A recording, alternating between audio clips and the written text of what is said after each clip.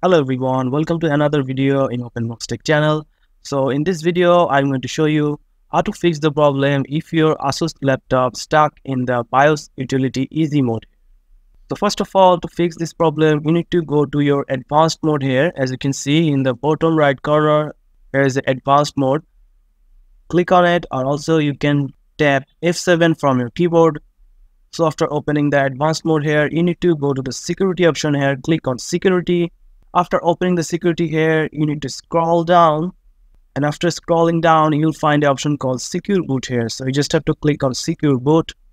After opening the secure boot here, you will find the option called secure boot control. So if this option is enabled here, you need to disable it. So you just have to click it and then disable this option here. So disable secure boot control. And after that, you need to go to the boot option here.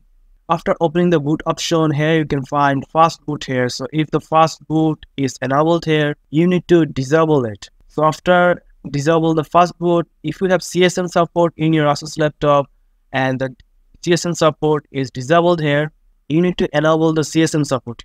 So just click on it and enable the CSN support. So after enabling the CSN support here, you just need to click on save and exit here. Then you can just click on save changes and exit. And also you can press F10 from your keyboard here, and then this will pop up and you just have to click on OK here. So just click OK and your Asus laptop will start again. So hope this will fix your problem. So if this fixes your problem, please subscribe to this channel, and thank you for watching.